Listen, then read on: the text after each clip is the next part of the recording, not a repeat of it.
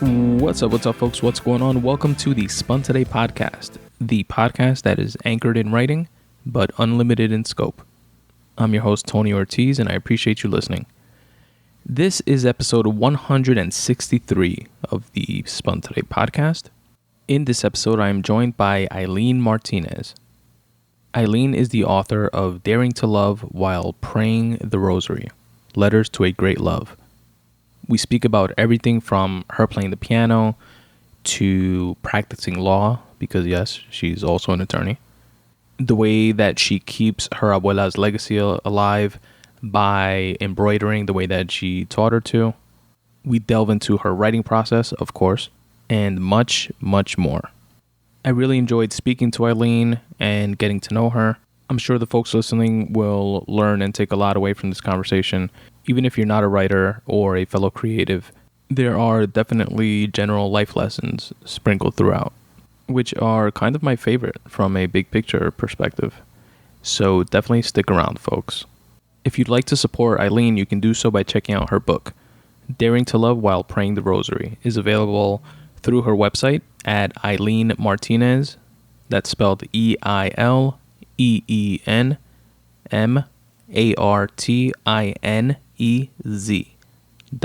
EileenMartinez.org. It's also available at barnesandnoble.com as well as amazon.com. Links of which to all three are in the episode notes, as always, of this episode. Or as always, you can go to my website for those links and for additional notes on this specific episode by going to spuntoday.com/podcast/163. Now, before we jump into this enlightening conversation, I want to tell you all a quick way that each and every one of you listening right now can help support this show absolutely for free. And on top of that, you get something in return. spuntoday.com/subscribe. spuntoday.com/subscribe. spuntoday.com/subscribe. Here's what that's about. You know that feeling you get on a Monday when the weekend already feels like a distant memory and the next one feels like it's weeks away? Have no fear, my friends. The Spun Today newsletter is here. And it's here to make it so that your Mondays don't have to suck. Come on, guys. I can lead you to the water, but I can't make you drink it. You have to do that part on your own by going to spuntoday.com/subscribe. I put together a free weekly newsletter that I send out to all of my subscribers every Monday at noon. Here's what's in it. A photo of the week so that you can take your mind off the mundane and enjoy the scenic route. A podcast of the week, because I listen to dozens of podcasts every single week from a wide range of shows, and I cherry pick the very best ones and recommend them to you here. The Spun Today newsletter also includes a video of the week, which will include anything from a TED Talk to a rap battle to a tasty recipe that I stumbled upon or a dope interview. A quote of the week for some food for thought, and a word of the week for my fellow wordsmiths out there to step up your vocab. So you'll be getting 5 things absolutely for free every Monday at noon in your inbox. If you choose to subscribe, all you have to do is go to spuntoday.com/subscribe, drop in your email address, and you'll get the very next one.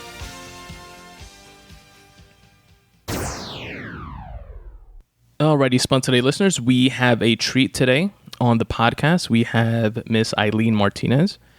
Eileen is an attorney. She's a proud doggy mom. She plays the piano and embroiders, and she is also a writer. She is the author of Daring to Love While Praying the Rosary, which we're going to get all into a little bit later in the episode. But first off, Eileen, I just wanted to thank you very much for taking the time and coming on the show. Thank you, Tony. You're so gracious and so generous with your podcast and all your tips on writing. So all the thanks coming from me to you. I really appreciate the opportunity to be on your show. Oh, that's awesome. And hopefully, this is the first time, but won't be the last. And since it is the first time, I wanted to sort of start in the beginning. If you can give us a little bit of background on you, where you're from. I know now you live in Florida, if I'm not mistaken, right? That's correct. But if you want to tell us, did you grow up in Florida? Did you grow up somewhere else? And tell us just a little bit about like your background and stuff like that. Sure. Actually, I'm a New York Puerto Rican. My heart, you'll be dismayed because I've listened to some of your podcasts. I know you're from Queens. Yeah. My grandparents lived in Brooklyn, and actually I spent quite some time in Queens. Attended 226. I think you attended 210. Yeah, I did. So I attended. Awesome.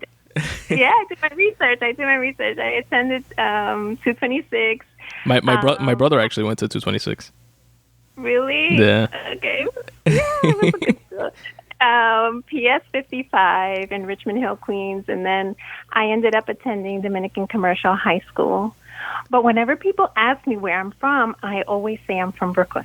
I'm not trying to diss Queens at all. It's okay. It's okay. We all know Queens is better, but Brooklyn has its. No, I'm joking. I was actually born in Brooklyn, and I have family, and friends like all throughout Brooklyn as well. And growing up, I was born in Brooklyn, grew up in Queens, but I like bounced back and forth between not living in Brooklyn, but like my closest aunt and cousins all live in Brooklyn. So we have love for Brooklyn here on the Spun Today podcast. Yay! So where's sorry to cut you off. Where's you said PS 55 you went to? Mm-hmm. Where is that in Richmond Hill? Wow, that's a good question. If you don't remember, that's fine. I mean, I'm asking you to remember. No, it was on or around 129th Street. Oh, okay, right? okay. Because I literally used to walk to school. Gotcha. And at that time, I don't know if they do it now. I used to come home for lunch. That's how cool. close I was. Yeah. So Nice. I used to go home and have like vianda for lunch. That's a nice perk. Wow. But I asked because I hadn't heard of PS55, and that's like deeper into like that side of Richmond Hill, like more towards like the Van Wyck, I guess, like being 120 something street. But I went to PS 108, which was like on 108th Street or 109th Street. Also, I think it was technically still Richmond Hill, but it was like Richmond Hill going more towards like Woodhaven. And I just hadn't heard of PS 55 before. I've heard of like PS 90, like in this area, PS 108 obviously, and stuff like that. But that's pretty cool. It was really cool. I think they gave me a good foundation. But my family always, just like you said, you had your aunts in Brooklyn. My parents are in Brooklyn, so after Friday, we had an obligation to just go to Abuelas' house. And so we would go there. And so I used to play with my cousins, and all my fun times and all of that really were in Brooklyn. Nice. Okay. So, yeah. But I give Queens a little bit of a shout out. And yeah, and after that I attended Hofstra University in Long Island. And nice. Yeah, and that was a great school. Just the professors were just so amazing and encouraging. And then after that, I attended the University of Pennsylvania for law school. That's awesome. So let's go back to your abuela, because I know that ties into where you picked up embroidery, right? That's something that you're into? Yeah. So my abuela, she was an amazing woman.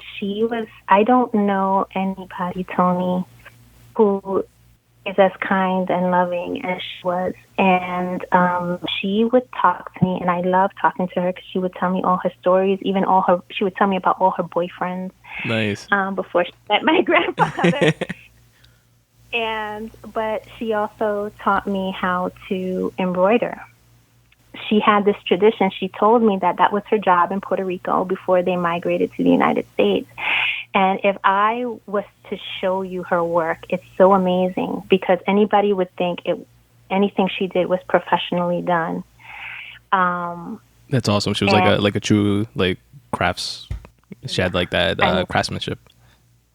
Absolutely. And I wish even now when I try to, as I sew sometimes, and she used to teach me certain stitches and stuff. It's a little goofy of me, but I'm like, she would teach me these really fancy stitches, and sometimes I even try to do them now. And when I can't, I kind of look up and say, Abuela, please help me. Help me out.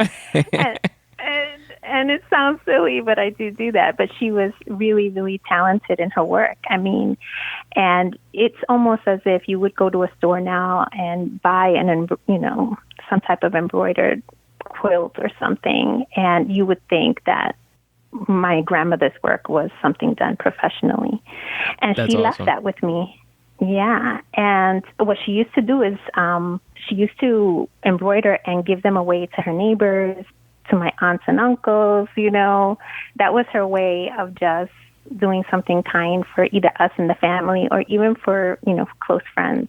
Nice. And so I try to do that now, because it was just such a special thing that I think she used to do. And I try to keep that legacy going in her honor. So that's awesome. So, yeah. That's a really cool story. Yeah. And what I like most from that is hearing you describe it. It's like a reflection of her passion, for that. And I'm sure that you, with your writing and even just like you said, your not willingness, but your want to keep that legacy going shows your level of kindness and caring in a way. You know what I mean? So it's gonna be interesting to see how you translate that into your own work, and I'm sure it's something that you carry with you in that way. Thank you for saying that. And it's just my way of keeping her close to me. That's awesome. And I definitely, if we ever do cross paths in person, I definitely want my embroidered handkerchief with Spun Today on it or something like that. And you know what? I love them, and I always wonder. It's so funny that you say that because I always want to embroider. I have a cousin he's my brother from another mother, and whenever he sees me embroidering and sewing, he comes in like, "What are you doing?" And I'm like, and then I remind him, I'm like, Abuela taught me this. And he says, "Okay, it's okay," because he's a partier, so he always wants me to be partying or something. Oh, yeah. So he's like, "What are you doing?" But I always threaten him of getting him an embroidered handkerchief. And he's always says, "You can give it to me, but I'm not wearing it." Yeah. And I just, but it's okay. I can take it, but yeah, that's the beauty of the family. And just so that you know, my grandmother had 17 children. So that gives you an idea, of how big we are. My grandmother on my mom's side actually had 16 children. And I thought that was the most I ever heard. And then on my dad's side, my grandparents had 9 children. So not as much, but it's that old school. No TVs, no internet back in the day in the campos and in DR or Puerto Rico. But I mean, did you have fun? Did you have fun having a big family? Yeah, absolutely. And with me, it was a little because my parents came from Dominican Republic, and not the entire family. My grandparents never came here, and my grandparents on my father's side actually both passed away before I was born. And but I did grow up every summer going to DR and staying with my mom's side of the family, and we would visit my father's side of the family, obviously, all his siblings and my cousins there. But I was closer with my mom's side of the family, So definitely had tons of fun going to DR. Like we would go like every 2 years, not every summer, like every 2 years. We would spend like 2 to 3 weeks over there, and it would be like the time of my life, you know. And over here in New York, like I said, my closest like cousins and a couple of aunts and uncles that did come from DR, like I grew up with here between like Brooklyn and Queens, but it wasn't like as much. It wasn't like all 17 came, you know, or all 16 rather. But it's so fun, and I just should point out que somos vecinos, no? Porque you're from the DR, I'm from the PR. Mm-hmm. We're neighbors. Absolutely. Absolutely. So, neighbors in the Caribbean and neighbors in Brooklyn and Queens here in New York. Yes. And I had a great time. I love big families. I just think they're so fun. So that's awesome. So I wanted to ask you next. Tell me about playing piano. Is that something you got into like early in your life, or you picked up like when you were older? How'd that come about? Well, I started playing piano when I was about 10 years old, and I played until I was about 15. And then I stopped playing. Did you go, like, you had like professional lessons, or was it like self-taught type of thing, or like how was that? Well, I went to piano lessons. I have an uncle who has perfect pitch. And so he could listen to any, I'm not kidding, he could listen to any salsa song without ever taking a lesson. And he can play, he just listens to it and plays it. I wish I was like that. Wow. Yeah. And so he, even when I was small, he used to encourage me, you know, to practice, to take lessons. He has a special place in my heart, actually. And then when I moved to Florida and I was practicing law, and I still practice law, but I was practicing 7 days a week, no breaks, no nothing. And I remember my uncle telling me, you need something for yourself. He was like, you are working 7 days a week. You need to do something for yourself.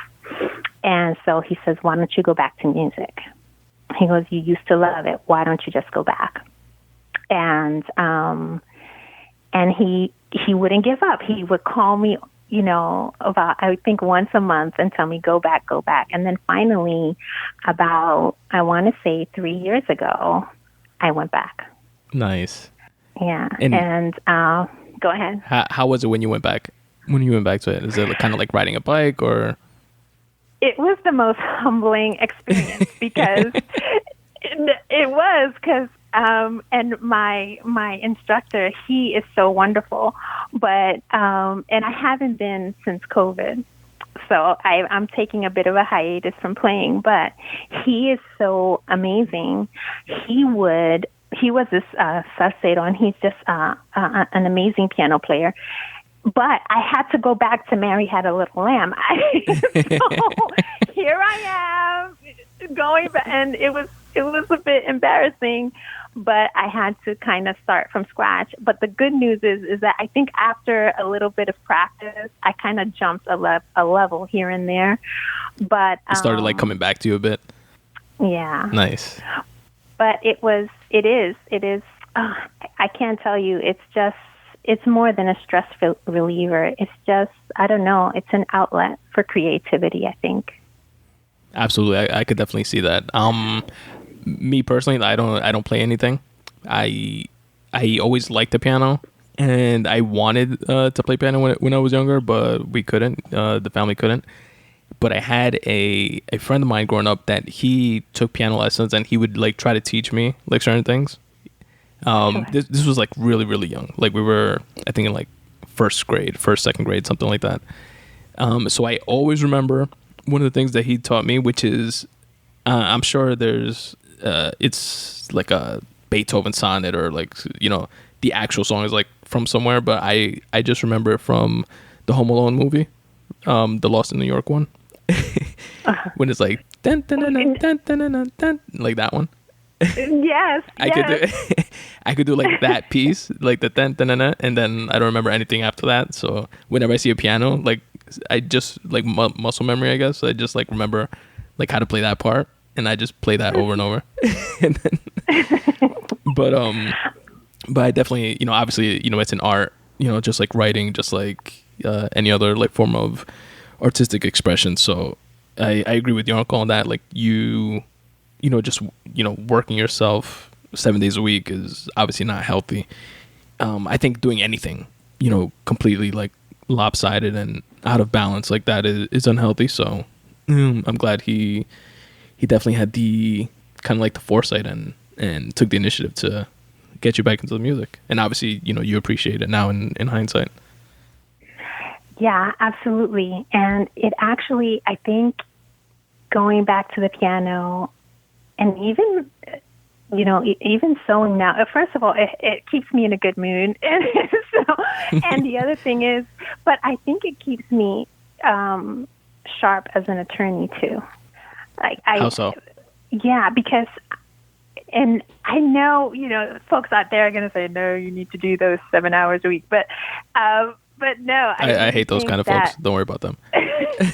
No, but I really think that you need the time away. I think you need the time away. And sometimes maybe even almost like with writing, when you're into it and you're writing something so much and you're in it so much that sometimes you just need to set it aside and not look at it for a day. Absolutely, I don't know if you've ever experienced that. Absolutely. And even more than a day. Like sometimes you like literally need to just get away from something, even if like you go to like write something else. Like in my experience, I'm working on my third book, which is my second novel, like a continuation from my first novel.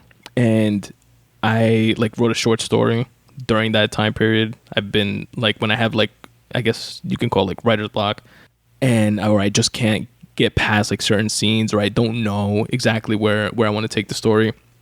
Like I'll work on writing something else, or I'll just stop writing altogether for like a week. And it's definitely from books that I've read on writing, and I listen to a ton of like writing podcasts and stuff like that. There's a consistency in that type of advice to kind of like take a reset and like live life a little bit and get different inputs, whether it be music or watching movies or reading or something else, just to kind of give you like that mental reset. And then when you get back to it, like it'll inform your writing that much more on one level, but also, you come back with like a fresher perspective, and you might see certain things that you didn't see before, and, you'll be able to take it from there. So I definitely get that. No, and you're so right, because it also works in terms of work, in terms of legal work. And so going back to piano helped me realize, yes, I was excited more to go back on Monday, because I was, okay, I took a day, I took an afternoon. And so my playing piano, I would take lessons every Saturday. And before, every Saturday I would go into work, and I stopped that and I said, you know what? Every Saturday, unless it was an emergency or something, every Saturday morning and afternoon was piano. Nice. And I set out that time. Then when I went to work, I was like, okay, You're like refreshed. And so exactly. So it helped. It actually helped quite a bit. And what type of law do you practice, if you don't mind me asking? That's a good question. Well, when I was practicing in New York, I was considered a general commercial litigator. And then when I moved to Florida, I started practicing consumer finance. Interesting. Yes. And each experience taught me something. For example, in New York, I think that my firm gave me such an incredible foundation, not only in the law, but also in terms of kind of, I want to say, the social dynamic in the firm. And what I mean by that is they taught me, okay, my work, I think they taught me how to be a good team player. I was going to say something long-winded, but I think that captures it. And they did such a fantastic job because I was there right after law school, and that was kind of my first gig. And they helped me with that. And they also trained me very well on how to develop business. So in that respect, they were awesome. And also in terms of just basic legal writing. What I didn't have in New York, because everything was on the paper, and what I mean by that is I really didn't have to go to court for anything. Okay. If I had an issue, I would submit a brief, and there you go. When I got to Florida, it was the craziest thing because I remember I had to file a motion for an extension of time, let's say, to file something. Mm-hmm. And they tell me, okay, well, when do you want the hearing? I'm like, a hearing? I'm going to go inside a courtroom? What do you mean a hearing? That seems absurd to me. Why on earth would I appear before a judge for a hearing on a motion for an extension of time? All he has to do is say granted and give me 30 more days. Yeah. That's such like a stark difference, right? Yeah, and they were like, no, you gotta, there's almost no motion that you file that's on the paper. And so what Florida taught me was how to really be a litigator in the courtroom. Gotcha. So it was much more like, I guess, like hands-on, like practical experience in Florida, whereas in New York, it was more on paper, like you said, and which probably served as like an easier transition from college, which is, I would imagine, like mainly like theory and obviously, paperwork and stuff like that. Then going to New York, it's like more of that, but like real world version of that. And then transitioning to Florida, where again you were forced to go to the actual courtrooms and get the like practical experience. Yes. Nice. So that's pretty cool. Yeah. So I was shaking in my boots. I every time I appear in a courtroom, I get nervous, but then at the end, you feel good. At least I do anyway when it's over.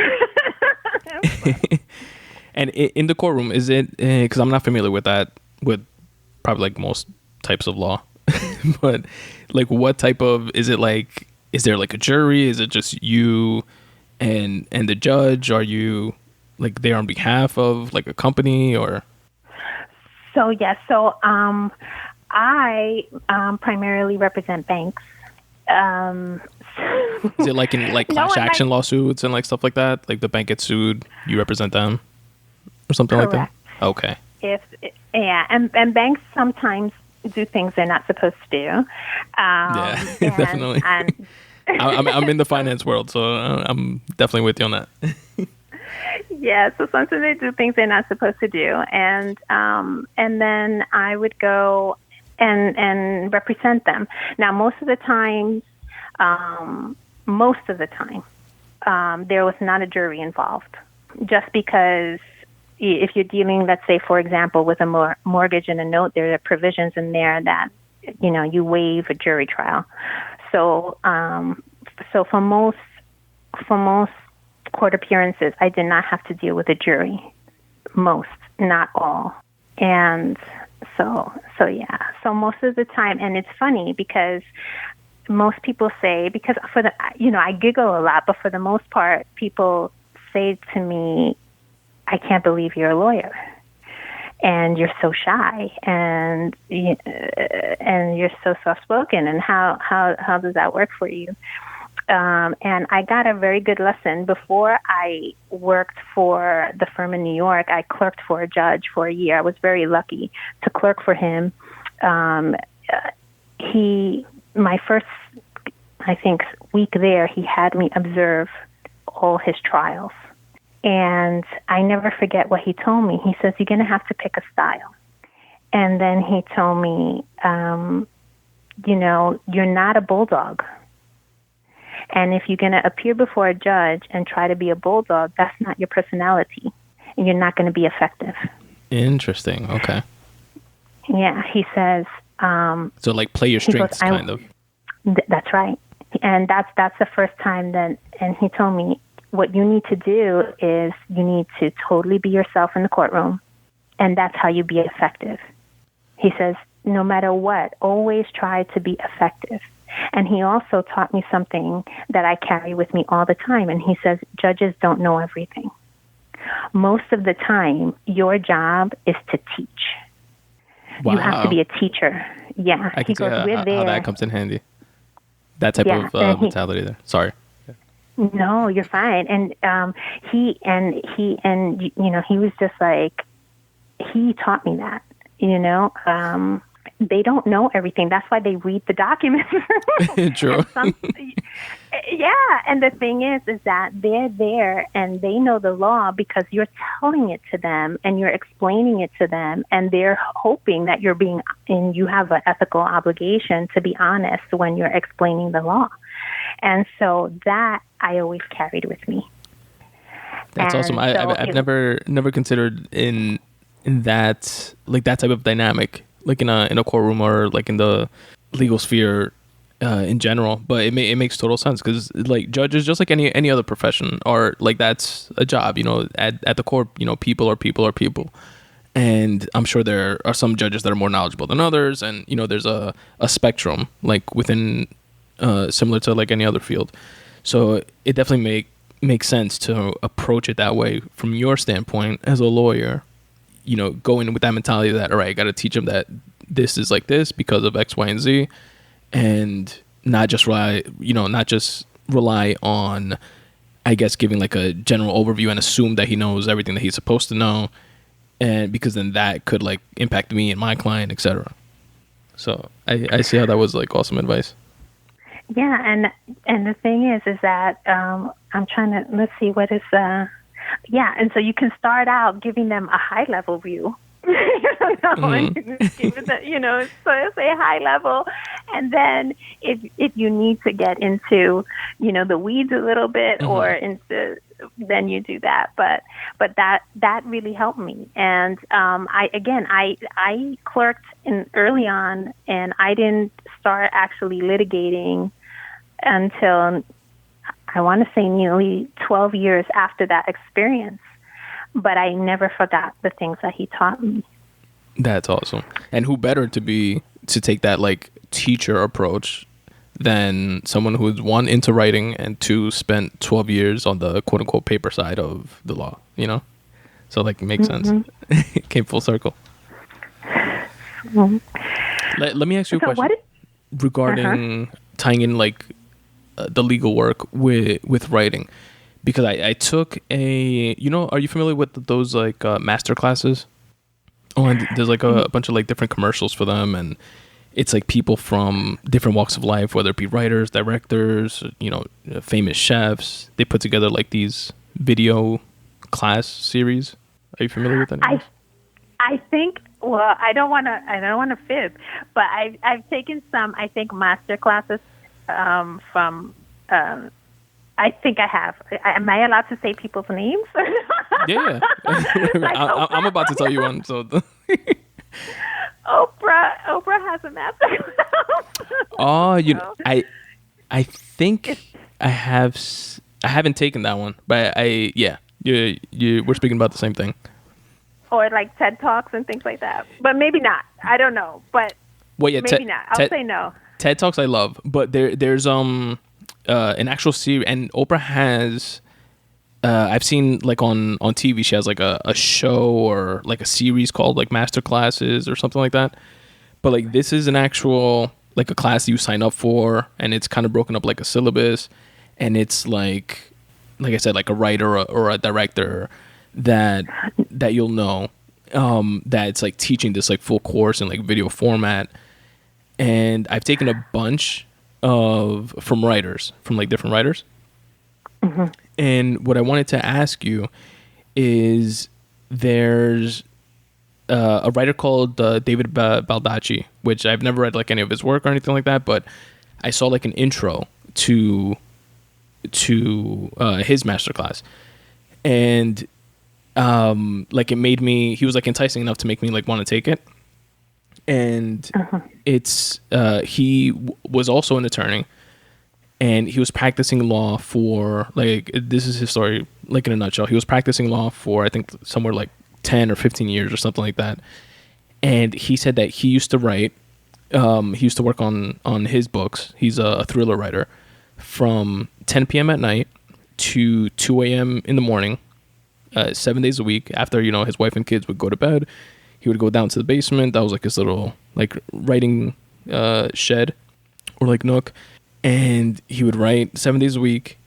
And eventually he, like sold a manuscript and got a publishing deal, like a really big one, and was eventually able to like leave law or leave his practice. And he since then has become like one of the most prolific writers, has like I want to say like a dozen or more like different series, and within those series has like 3 or 4 books.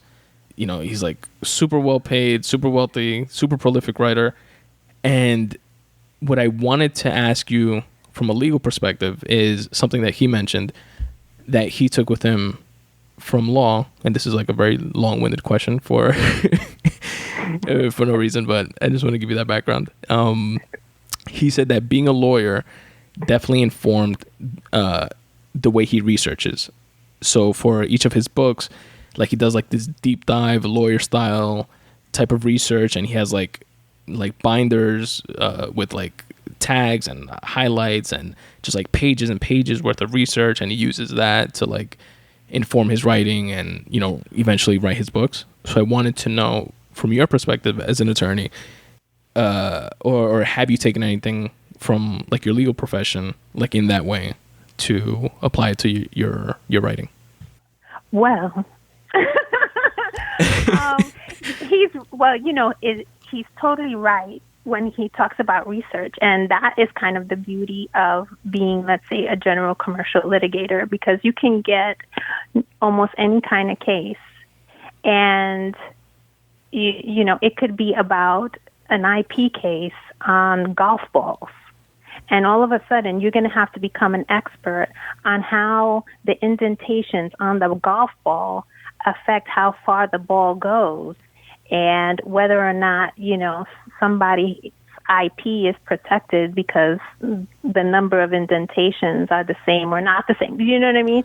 And so it could get very deep. Yeah. And Nice. So you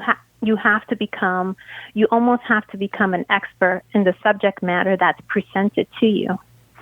And so when I write, it's funny that you say that. Yes, the book Daring to Love While Praying the Rosary, there's a thing in the law when we say we have to apply the law to the facts. What I do here in my book Daring to Love is I take scripture and try to apply it to my life. So I take the law and put it to the facts and say, okay, now what does this mean? Sometimes, you whether it be scripture or something, or or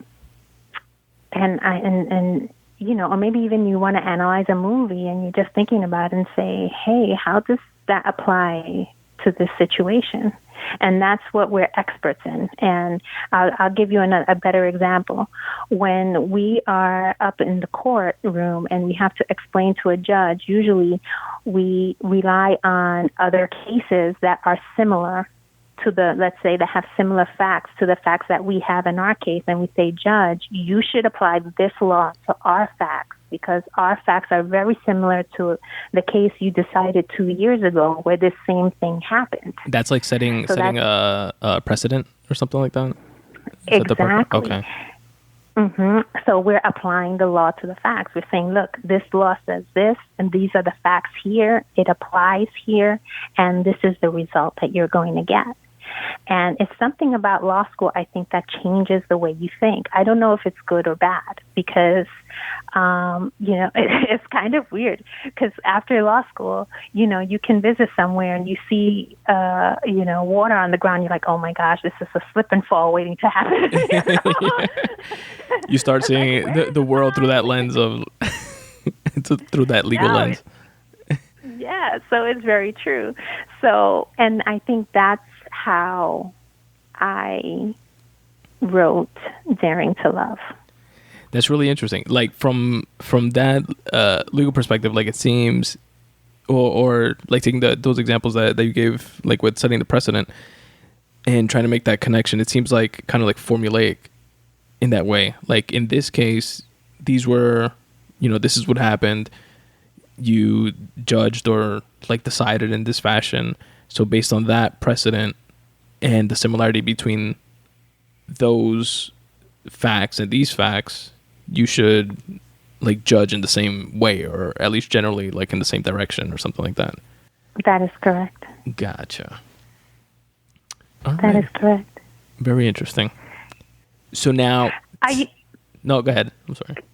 I was going to say, are you, by chance, you're not a lawyer, are you? No, not at all. I do. My wife gives me crap about this all the time, but I do think very. I don't know if the proper terminology would be like in a structured way, or like in a like I try to find logic in everything. Like if this, then that, and yes. For better or worse, you know what I mean? So maybe that's what you're picking up on, but definitely not a lawyer. Okay. No, I wouldn't. No judgments. Well, true, right? We're not that bad. No, not at all. My brother actually he works for a law firm as well. He's not a lawyer, but he like manages their records department, and he's been there for a lot of years. And my 9 to 5 is in finance. I work for a financial data company in the city, and before that, I used to do mortgages and real estate. So I come by way of there. Well, I'm going to have to ask you, what got you into writing? How did you get into writing? Was it something you did as a young child, or? Well, I did it sporadically from when I was younger. I remember like my earliest memory of writing, like I wrote a short story when I was a kid, and it was a combination, and this is just like from memory, because I wish like I had the actual book, because I remember vividly like writing it in one of those like black and white marble notebooks, and like me too. Yeah. and I put it in like this metal, like not briefcase, but like this briefcase looking thing, just like to store it in there. And I remember like years later I like saw that my like dad had like stored away, and I was like, oh my god, maybe it's in there. But I opened it and it was just full of like my dad's other stuff. So I don't have the actual book, but I remember from memory it was called the 1,000-year-old man, or the 1,000-year-old soldier, something like that.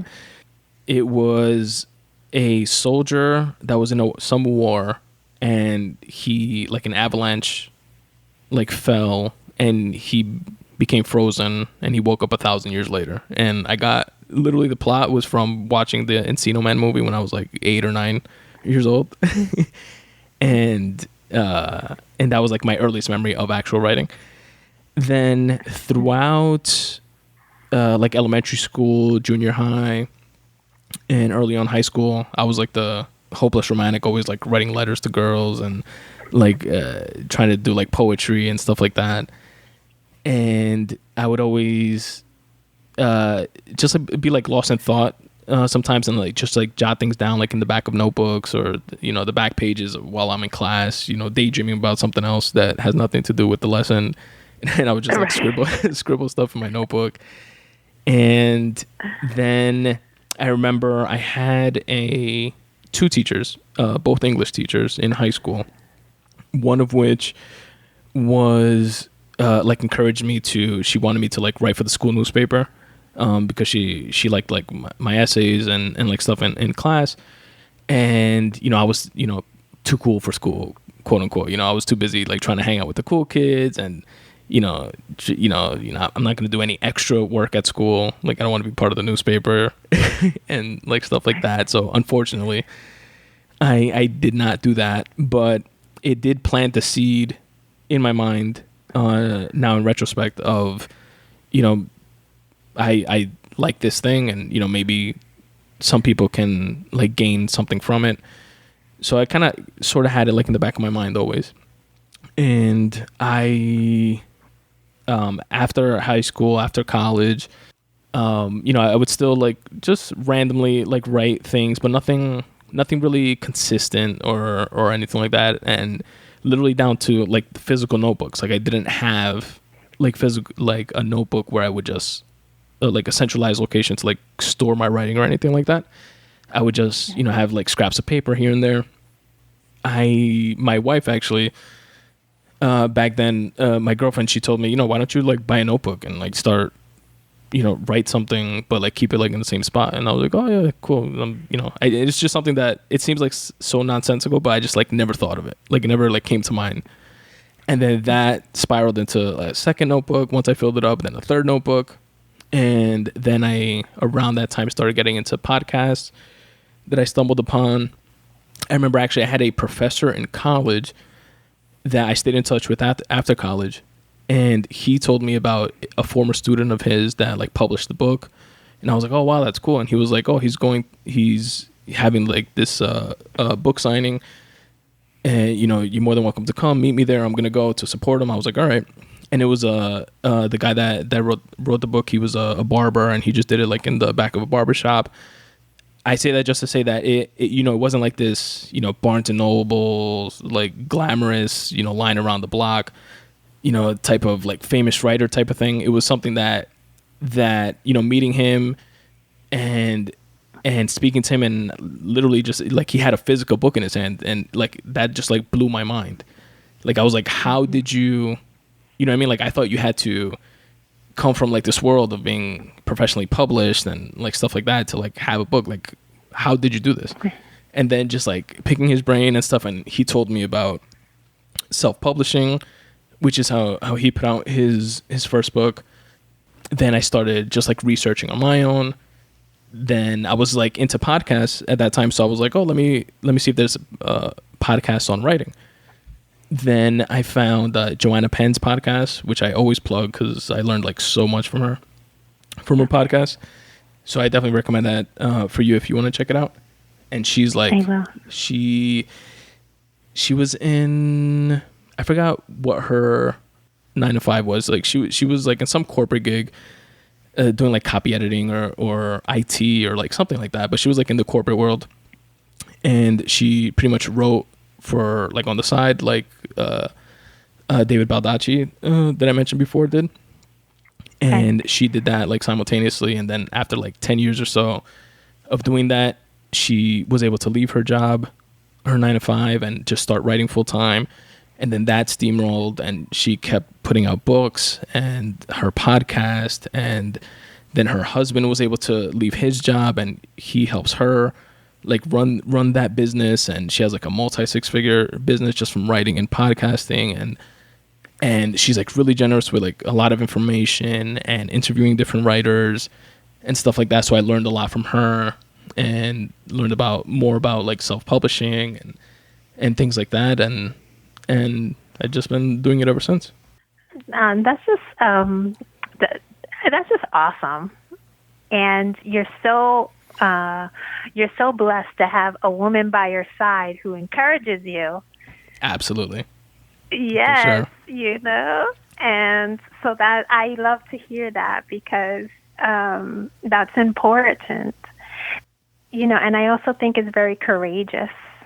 It's very courageous, and the only reason why I say that is because I don't know why I'm always afraid. Right? I don't know. I'm always afraid, even with daring to love. I'm afraid. I don't know. I'm afraid of so many things. I think we all are. Really? Yeah, I don't think you're unique in that sense because I'm like afraid all the time as well. So I definitely feel you with that. And my mom is one of my very best friends, and she read one of the letters. And she says, well, I think you should publish this. And the only reason why I proceeded with the process, I'm going to be honest, is just I have a niece and nephews. I am their tipi. But they're now in their 20s, and they think I'm lame. As most kids think of anyone over 25, but I wanted them to have something that, because I want them to be the best they can be. I want them to tap into those talents that they have and use them and share them. And so the book for me was a way for me to kind of walk the walk, Exactly. Like, okay, because I have to set that example. And then, but I also, what's in it substantively, I want them to be these mighty men and women of God, of goodness and all that is good and pure and lovely in the world. And I want that for them. And I said to myself, you know what? I'm going to have to be courageous. Even if people don't like it, don't agree with it, but I do it for them. That's awesome. Do it for them. That's awesome. Yeah. And that's like all the motivation you need with something like that. And it's like there's a saying, I don't know exactly how it goes, but it's pretty much out of 10 people, 3 are going to hate whatever you do, 3 are going to love whatever you do, and then the majority of the people are going to be in between. And it's like you're never going to be able to satisfy everybody. You shouldn't want to satisfy everybody. And just go into whether it's writing or podcasting. And, this is something that I don't have set in stone with every single thing that I do. Like I still go through those that cognitive dissonance and struggle with it. But I remind myself that no matter what, you're not going to please everybody, and you don't necessarily want to anyway. And just go into it for those pure good reasons, like whatever they are, like you just said in your example, to set that example for your nieces and nephews and other people in general, right? That are gonna read and pick up your book and read it. And thank you for your example, because it shows me also the spirit of excellence that you have, because you are researching and you are learning and you are making the time, and you have a family and you have a full-time job and you're doing it. And so you deserve kudos too. So thank you. I appreciate that. Yeah, absolutely. I think it's important. I always say that, or I feel that none of us have everything figured out. Some people play it off like they do. Some people just flat out say that they don't. And, others, or I would put myself in this category. I don't know. I don't have everything figured out, but what I'm passionate about and what I'm going for, I'm putting it out there. Because at the very least, maybe I will figure it out. Who knows? And maybe that's just a North Star type of goal, and it's an unattainable goal that you just strive for, never actually achieve, which I'm fine with. But as a not necessarily a secondary thing, but as another benefit to just pursuing, whether it's podcasting or writing or whatever it is that anybody is passionate about, you are in that pursuit and in that chase. I feel that you are setting an example and letting somebody else know that might come across you, by listening to the podcast or reading your book or what have you, that it's okay for them to pursue whatever it is that they're into. And that's the main thing for me. I agree. And there's joy in that. Absolutely. There's joy in that. There's joy in sharing, and I call it social love. Oh, that's cool. I like that. That's what. Yeah, you know what I mean. And there's graciousness in sharing. Sharing your ideas and your learning process and your thought process, and even when you talk about the other authors who had a specific time when they used to write, and they would do it every day. And it's just like playing the piano. You have to practice. Absolutely. You have to have that spirit of excellence. But I think that even if I don't end up at Carnegie Hall, you know what? There's still that joy of playing, in the living room and saying, I can do this. And it's not perfect, but I'm doing it and feeling good about it. Absolutely. So, I don't know. It may not be quote unquote perfect, but it is perfect for you. You know what I mean? Yeah.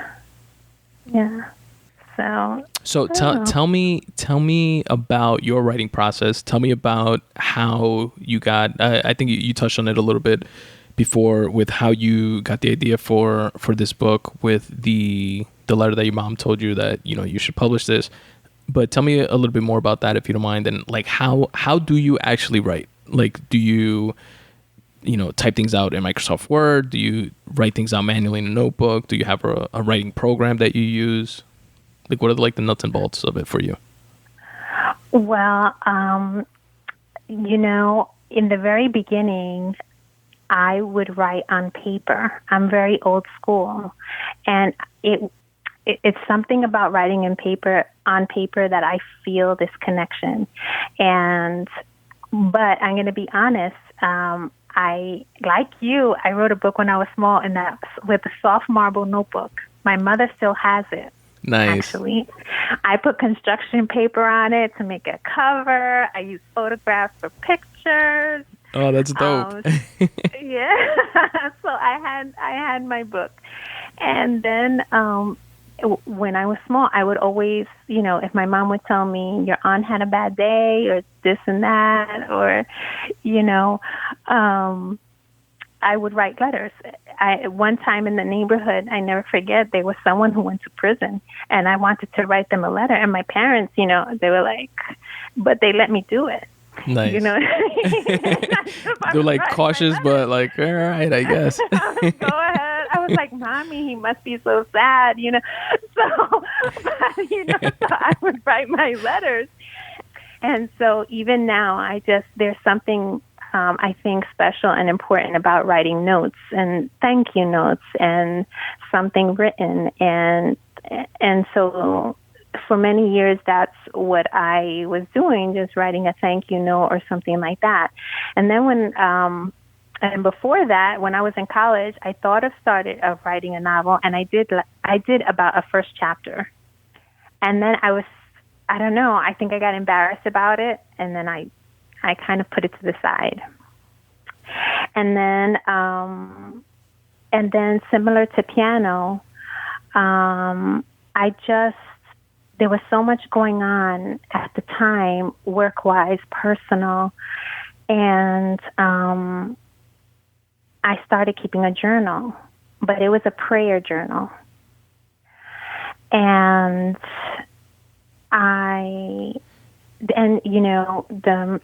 just to explain that the Rosary is, for me, it was something not only spiritual, but it was something very cultural.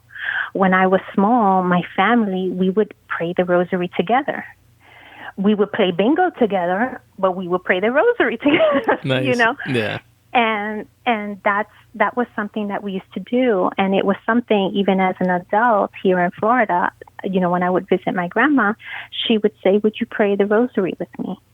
And I would pray with her. And so I have my nephews and niece, and it happens when you're growing up, because it happened to me. I was in the church, and then I was in college, and I didn't go to church as often.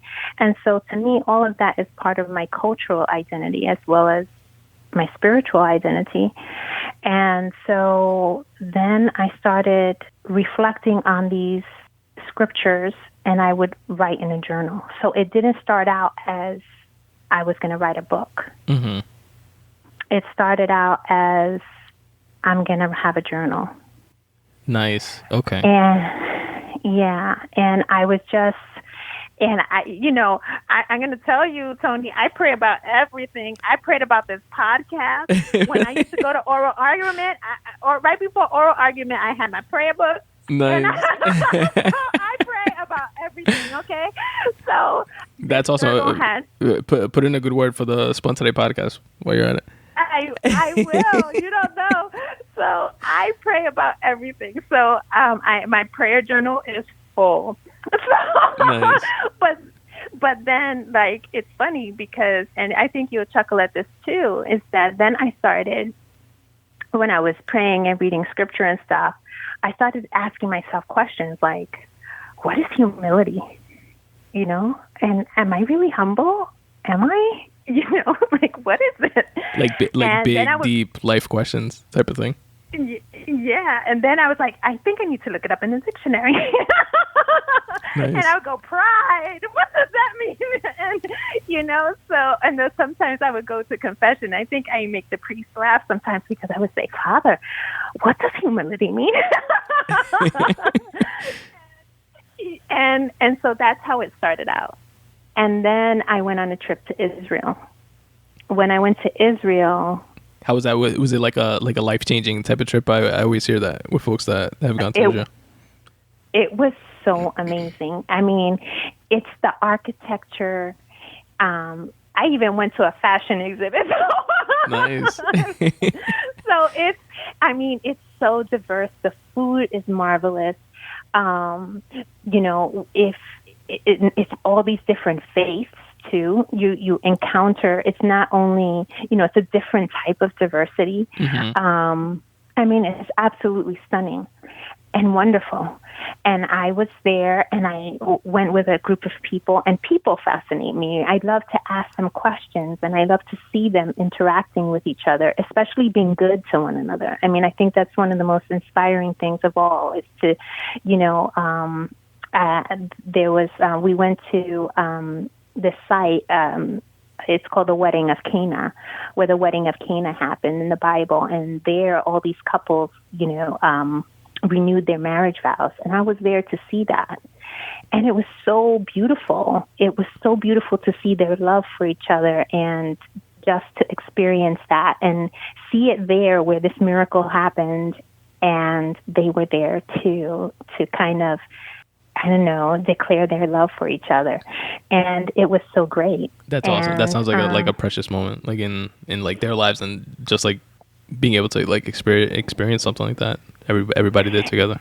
Yeah. And there's one other moment that I love children.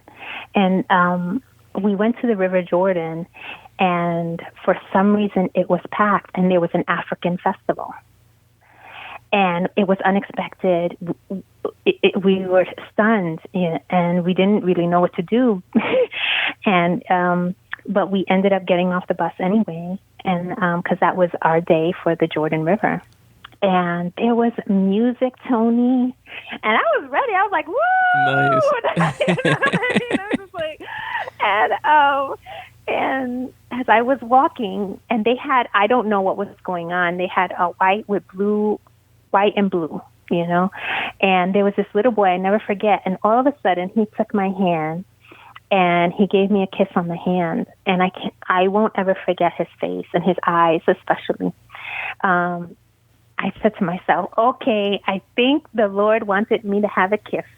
So he gave it to me in the perfect way. Oh, that's awesome. From a child, you know what I mean? But those moments, it's like, that's when, it's almost like when you see beauty, there's something about that, or even a beautiful, architecture or a stained glass window or something that inspires writing for me.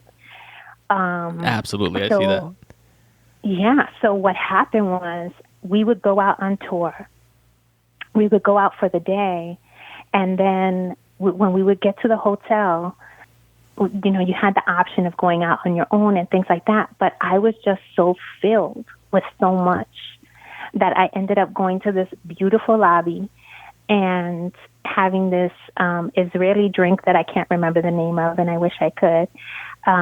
It was like almost like a cafe latte, but not. But it was really, but it tasted like, there's this Spanish dessert. It's, I don't know how to say it in English. It's called tembleque. Have you ever had that? Tembleque? Yeah, it's like a flan, but it looks more white. Okay. Well, it was like a liquid tembleque, and I was in heaven. So I would go and have this liquid tembleque, and in an area in the hotel, and I would write. And that's when that was just writing. It wasn't a journal. It was me talking about Israel, and I don't even know where it came from. And that's when the letters started. Wow, okay. And they kind of took formation. And then when I got home, I started going back, and I started remembering my prayers and going back and seeing what I learned. And then I started doing the application of law to fact and kind of putting things together. And so that's kind of how it happened.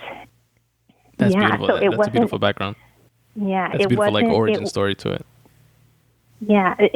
And I wish I say, I knew from the beginning I was going to write it. I didn't. It happened. It happened. Yeah, I totally get that. Like with my first book, something that I really got into was free writing. Like just pen to paper, write down anything and everything that comes to mind. Sometimes I've done forms of it where like I'll hear a quote that like just resonates with me or that inspires me in some way, and I'll write down the quote, and then I'll just free write to that quote and like just like reflecting on that quote. And I started on my website. I have a free writing section where I just like post random like free writing, and I always write them in by hand, similar to you, in a notebook. Related to that, it's cool to I like collecting like different kind of notebooks, like with cool covers and like leather binded and like stuff like that. Like that's like a thing in and of itself, just like different notebooks. And then I fill them up with free writing, and then I post some of them on the website. And like you were saying, like it wasn't necessarily with a specific intent, but over time I started seeing like this theme within my free writing of like, trying to like push myself and motivate myself and get over my own like mental hurdles and like stuff like that. And I saw this through line with not every single free writing piece, but a lot of them, and enough of them that I eventually like strung them together and self-published my first book, which is called Make Way for You, and it's like tips for quote unquote tips for getting out of your own way. And it's just a collection of all these like free writing pieces that came, the origin of it is similar to like you were just explaining about Daring to Love, came from you just being inspired by something to begin writing by hand, and then that eventually evolved into what your book is today. So I definitely get that. Yeah. And so, and it was, and I don't know, it's the most fun thing scary thing happy thing I've ever done. Nice.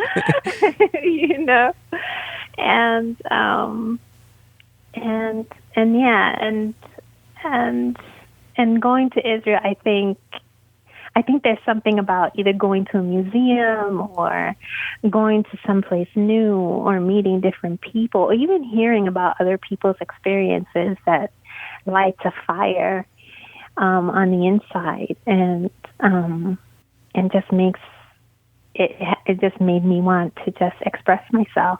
And I did it, and I was happy. I remember being in that lobby and feeling so happy. And filled with joy. That's amazing. That's the most important part. Yeah. And so that's why I think when you talk about what you've done and what you're doing, I think it's so awesome because it's your passion. I know that there's joy in your heart, and I think that when there's joy in the heart, we can express social love. Nice. Very well said. Yes. And if most folks listening would apply that in their lives, I'm sure like the world in and of itself would be a better place. You know what I mean? So it's such like a universal concept that should be grasped all around. I agree. And, we live in a very interesting time. And I think that if we can, how do I say it? Because we're not always going to agree. True. And we're not always going to see eye to eye. But if we can respect that and honor that and find commonalities and treat each other with a degree of reverence and awe, and I dare say love, I think we would treat each other so much better. Absolutely. I couldn't agree more. Yeah. And that is part of the goal of Daring to Love. I think it's not, and it didn't start out that way. It started out with it being a desire to kind of talk about how individuals should treat each other in relationships. But then after the book was written, all these COVID happened and so many other things socially happened. And it just seemed to me, as I reflected on things, I said, you know what? We should be treating everybody this way, with social love, Yes, of course, there's something more in a love relationship, of course. But with that level of honor and respect and value, I think we should have with all people. And, treat each other in a spirit of truth and kindness. And it sounds, I tell this to my nephews and my niece, and they look at me and I say, one day you're going to understand what I'm saying. But I really believe that in my heart to be true. So that's part of what Daring to Love is all about also. And you can read it in one read and read it quickly. But I think that, it's for all people, but I would even tell, my sister is engaged. And I tell her, read the letters to your fiancé. Read them to each other and read them slowly. And really internalize them, right? Exactly. And how many letters are there within the book? Well, what I did was, so it's actually, for those who pray the Rosary, there are what they call 5 decades in the Rosary. So each set of letters represent a decade in the Rosary. And the Rosary actually is, a lot of people don't really know that it's not, they just think it's repeating prayers, but it's really more than that. It's a meditation. Interesting. And it's a meditation. So for each decade, it's an event in the Bible. And you're supposed to meditate upon that event and that scripture and how you apply it to your life. And so when I wrote it, and this is a whole application of Law to Facts, it's like I want to share with people that, the Lord cares about your hair, your heart, your health, your work, the pimple on your face, yeah, all the imperfections. He cares about everything. You can take everything to him, and every letter represents a decade out of the joyful and luminous mysteries of the Most Holy Rosary. So you can actually read the letters. There's something called adoration. So some Catholics practice adoration, and it's a nice book to read while you're practicing that. You can read it while you're praying the Rosary, but I think it's even for non-Catholics. Mm-hmm. I think it could be read as, a husband and wife reading each other these letters, remembering the beauty of the person that they met from day one that they may have forgotten after being with each other for so long. And it could be for the single person, man or woman, right? Because it shows that you got to keep hope alive. True. You know what I mean? And it's okay to be in that. It's okay to be single. Like, it's okay.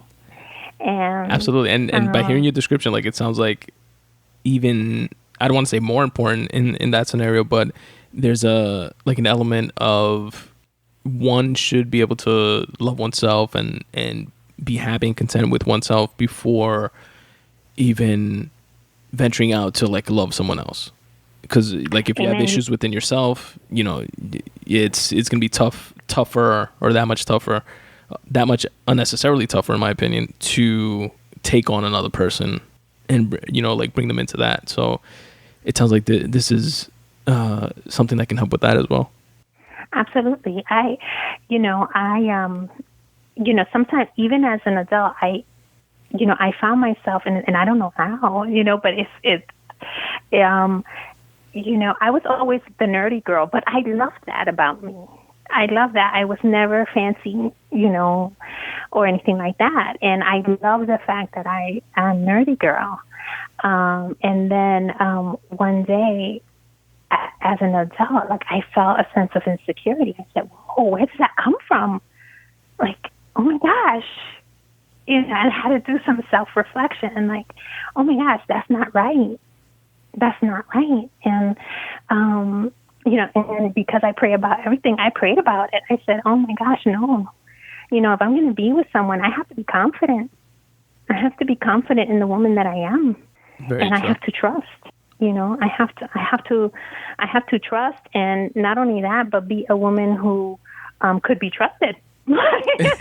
You know what I'm saying? Like, what's good for the goose is good for the gander. And so I said, oh my gosh, but that really frightened me. Like I said, where did that come from? Where did that feeling come from? And I had to pray on that. And I don't want that for anybody.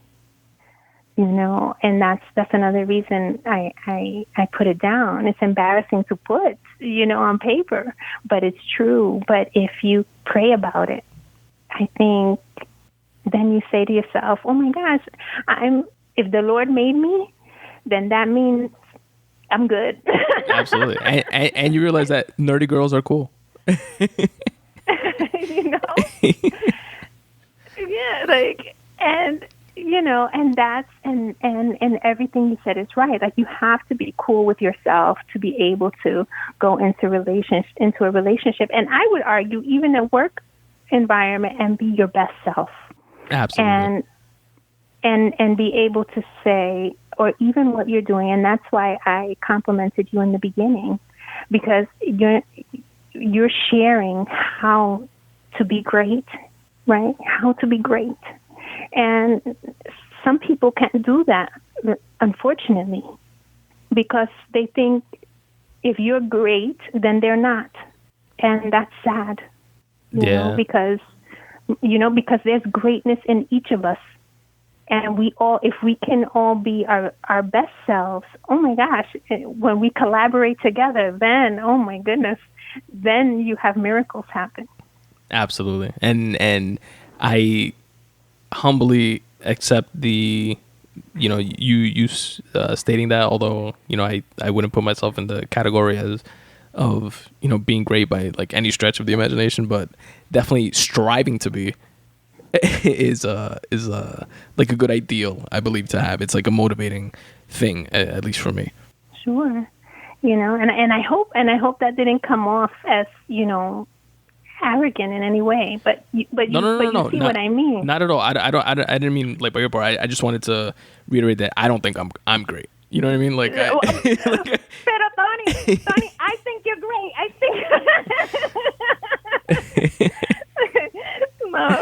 No, but I hear you. But you see what I'm getting at. No, yeah, absolutely. And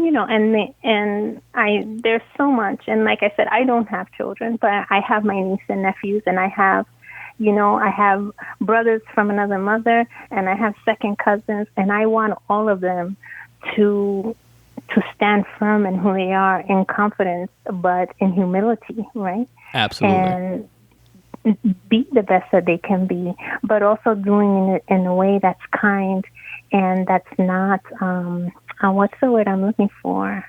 But not fearful or of anybody else's success or skill set or gifts and talents, because we all have our own gifts and talents. Exactly. We all have you know what I mean? And we all are good at certain things, and we have strengths and weaknesses, and having positive relationships is being able to be around people who are different than you, but that bring out the best in you. Very, very well said. I couldn't agree more. Yeah. And it's like we all have like our versions of, you know, our like you said, our strengths and weaknesses, and it's about not just, you know, we all struggle with feeling comfortable in our own skin sometimes and stuff like that, but I think having the foundation of knowing that any room you walk into, you are enough, and if you're there, you belong there, and if you don't, you probably figure it out and eventually belong there anyway. You know what I mean? And that's just part of like the learning process and growing and growing into the person that you want to be, and always attempting at least to put your best foot forward and be and become the best version of yourself. Yes. That's awesome. Yeah, and that's kind of, you know, what I was trying to do with Daring to Love. I do have a favorite letter. My favorite letter is The Wedding of Cana, the lesson on fidelity in the luminous mystery. That's my favorite one. Why is that one your favorite? And, that's a good question. Just one that like speaks to you more, resonates with you. Yeah, it resonates with me the most, and it's something that I actually, maybe it's just in this season, but it's something that I want to have embedded in my heart. And that is, I want to have in my heart what I'm worthy of, and also what other people deserve from me, if that makes sense. That does. And I don't mean that only in personal relationships. I mean that in all relationships. You know what I mean? In all interactions with other people. Correct. And that's something that I don't know. It's my favorite letter. Maybe next year it'll be a different one. But that's my favorite. And that's the beauty of I guess I was gonna say like of books or writing, but like art in general. As we evolve as people, and we're in different points in our lives, like we'll get different things from that thing that we love, or will resonate more with a different character in a story the second time we see the movie. You know what I mean? Like it's something that kind of, as you evolve, or it kind of like, I don't want to say evolves with you, but when you're at a different point in your life, it's like another connection that you're able to make with the thing. Yeah. I mean, do you have a favorite book? What's your favorite book?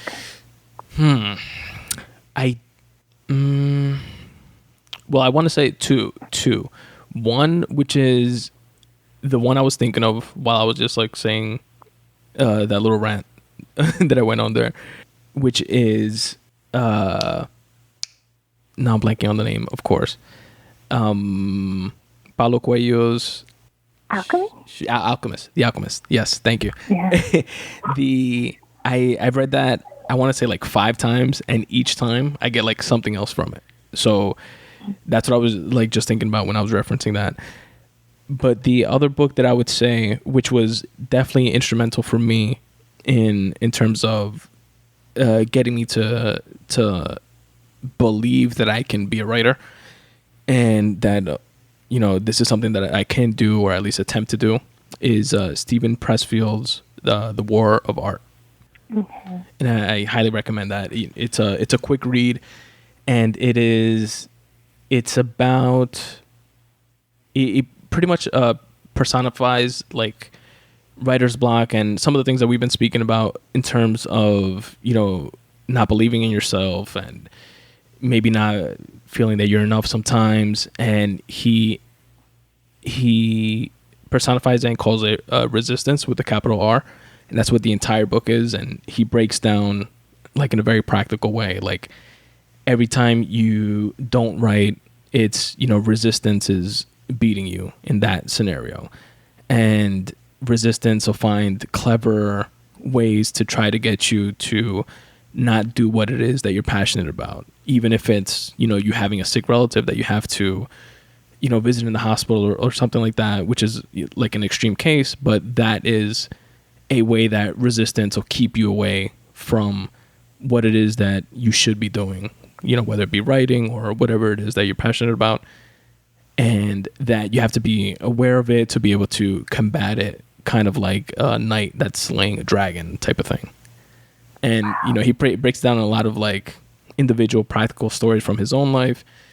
And Stephen Pressfield, I'm not sure if you're familiar with him as a writer, but I learned about him, again, through a podcast that I was listening to. And then I got into his stuff. He wrote The War of Art, which I just referenced, but he's written other nonfiction, but novels as well, like The Legend of Bagger Vance that was made into a movie. I remember that. Remember the golf movie with, like, Will Smith and Matt Damon? He also, I remember that. Yeah, he also wrote a big movie another novel was The Gates of Fire, I believe it's called, and that was made into the movie 300. Oh, okay, yeah. That I know. Yeah. So he's definitely a great author within his own right, but that book I would highly recommend as well. Okay, I will read that. And I've read The Alchemist. It's one of my favorites, actually. Nice. Okay. Yeah. So I have to read it, but I haven't read it in a while. So I have to read it again. And maybe I'll have one of those moments when something else kind of... like jumps out at you.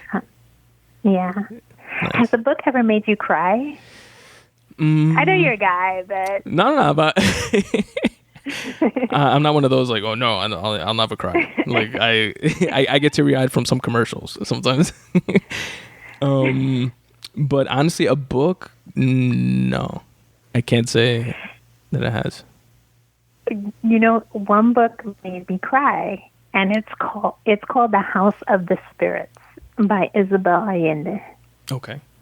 And it's an amazing book, and I cried at the end. And I think she's such a lovely writer, and I'm just bringing her up because I just always wonder if I've never experienced that ever again. I haven't read any other book that has made me cry other than that. But it was, I don't know, it was like a healing experience. I don't know. But I recommend Isabel Allende's House of the Spirits. She just writes so beautifully. I wish I could write like her. But just so amazing and so thoughtful. So I wanted to share that with you, and and maybe you share it with your wife. She may like it, but it's a beautiful book, and so I don't know. I just thought I'd throw that out there. But I tend to ask people if a book has ever made them cry, because I'm wondering about sometimes it might be. I hope I'm not a pendeja. No. Ella llorando por un libro. But sometimes it happens. Yeah, absolutely. But it's a beautiful book. I know it just hasn't happened with me, but I'm definitely not one to, like, criticize or anything. Like I said, like some commercials or movies and stuff like that, like I'll tear up for like nothing. So I get it. Well, thank you so much again for this time. No problem, Eileen. Thank you very much again for coming on the podcast. Tell folks again where they can get the book. Well, Daring to Love can be purchased at barnesandnoble.com, amazon.com, and eileenmartinez.org. So Beautiful. Please buy the book. Absolutely. And I'll definitely, in the episode notes of this episode, wherever folks are listening, I'll link to all of those. And also, do you have any like social media, Twitter, Instagram, or anything like that you want to make public, or not really? I do. I have a Facebook page and an Instagram page, and you can all access any of those from eileenmartinez.org. Perfect. That's awesome. Eileen, thank you again for coming on the podcast, and you have an open invitation. Hopefully you come back on again in the future. Thank you so much. And that was the episode, folks. How great was that conversation? One of my favorite parts about the conversation, as I'm reflecting on it, was the advice that the judge that she clerked for gave her in terms of knowing who you are and playing to your strengths, and the innate objectivity that you have to approach a conversation, in air quotes, conversation like that with yourself, and the humility it takes to be able to see and determine and confirm, I'm not good at this, but I'm good at this. I could get better at this, but I'm great at that. And I don't mean that obviously just within the context of practicing law and deciding if you're going to be the pit bull in the courtroom or the teacher in the courtroom. But I mean as an application to life, or an application to, in relation to business dealings or entrepreneurship or work relationships. There are so many useful applications for developing that type of mentality, I feel. But yeah, it was a great episode, and I hope you folks enjoyed it as much as I did. And Eileen, thank you once again very much for coming on the show. You absolutely have an open invitation. I hope we're able to do this again in the future. Also, I'd be remiss if I didn't give a special shout out to Paulo, Spun Today alum, for being the plug and connecting us. Thank you, bro. Once again, folks, support Eileen by going to her website, eileenmartinez.org, and check out her book, Daring to Love While Praying the Rosary, Letters to a Great Love, which is available on Amazon.com, BarnesandNoble.com, and eileenmartinez.org. Stick around a bit longer, listen to some salsa in the background. That'll lead you to the outro and a few different ways you can help support this show. Peace.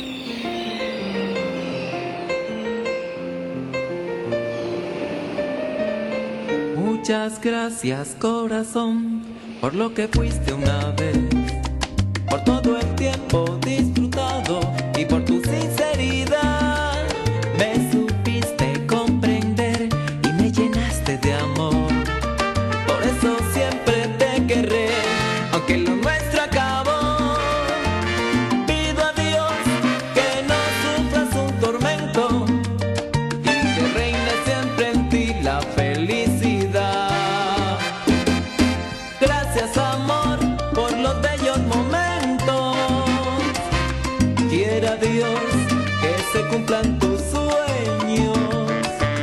Y aunque sé que lo nuestro es pasado, nunca voy a olvidarte porque fui tan feliz. Gracias, amor, y aunque se pase el tiempo, vivirás. Hey folks, Tony here, and I hope you're enjoying the show as much as I enjoy putting it together for you.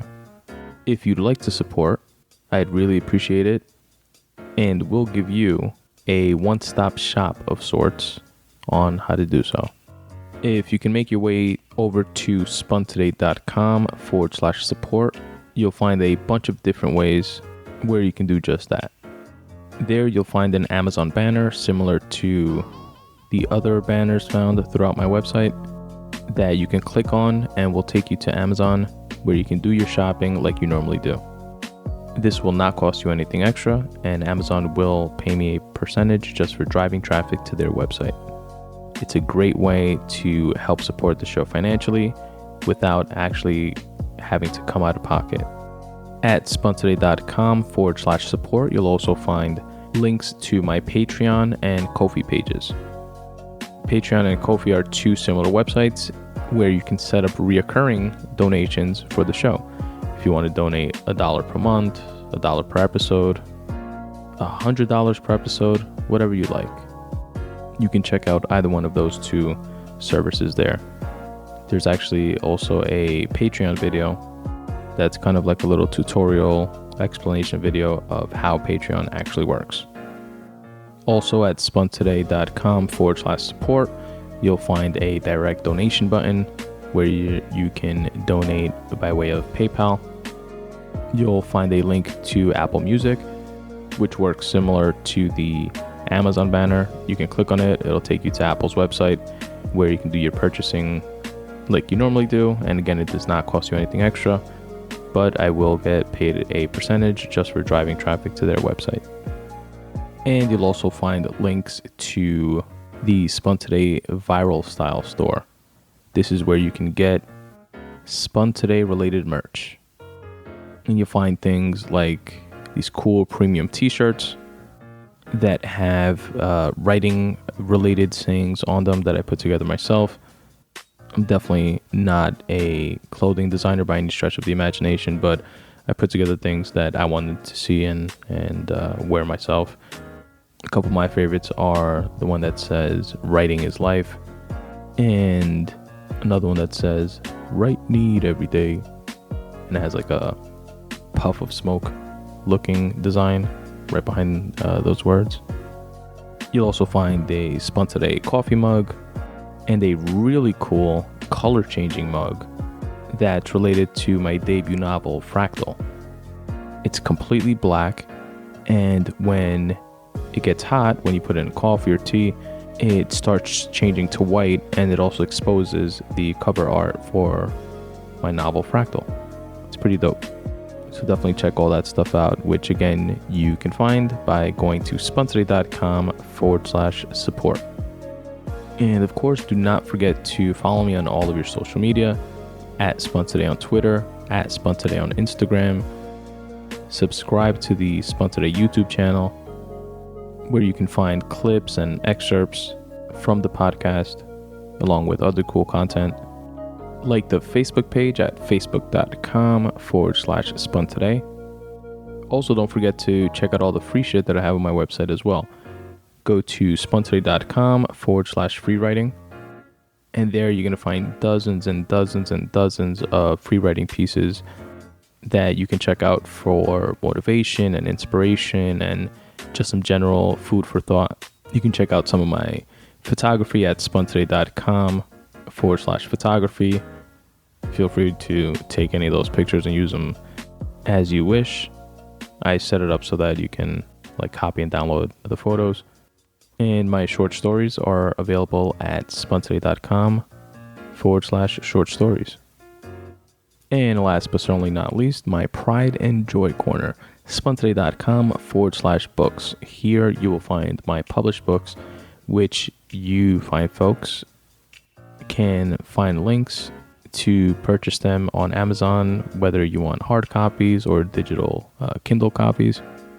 That's the spot for you. Thank you very much for being a Spun Today listener, and as always, substitute the mysticism with hard work and start taking steps in the general direction of your dreams. Thanks for listening.